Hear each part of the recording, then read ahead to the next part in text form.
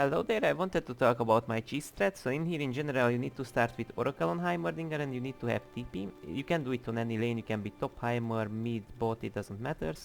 The idea is that you should go through this area, Oracle everything to see if it's warded or if there are any people around. Then you can stack up your towers. But what you can also do, you can bait before the red spawns. Like you should enter the area like after like 5 or 10 seconds before the blue spawns, because if there is a random chance that the enemy top lane guards it, then we can avoid it, right? So you can make it more consistent than walking straight up into the enemy jungler.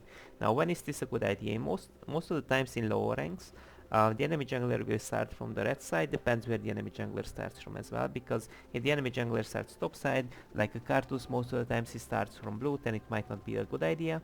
Depends where the enemy jungler could also path towards, but as I said, it's a cheese thread. The enemy jungler might be here, that's why you need Oracle and maybe some escort from your mid and top laner, um, to make it a bit more consistent. um, Oracle definitely good to rebuild areas, rebuild wards, and in here what you should aim to do, right? The camps didn't spawn yet, right?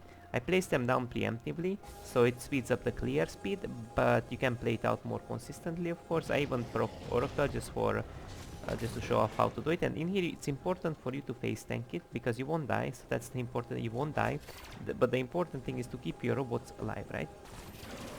Like if you don't keep them alive, you will have less DPS, so your point is to take as much damage to your face as you can, and while also making your clear speed as fast as possible, because it...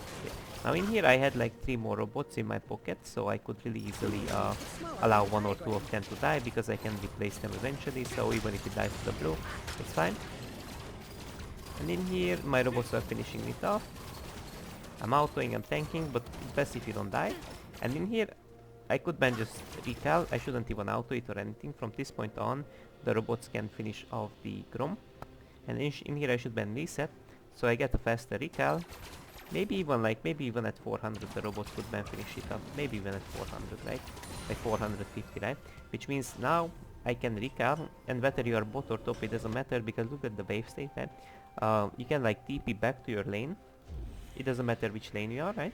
And then you have a blue, and having a blue on Heimerdinger with Comet is really great, because you are really close to level 2 as well, because you stole away 2 camps from the enemy jungler, not your jungler, right?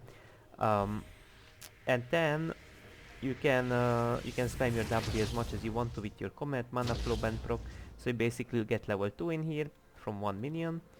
And then what happens, you can spam your abilities, which is really great. Spam your Qs, your Ws, you have a bit cooldown reduction, really great. This is like one of the cheese threats you can abuse on Heimer.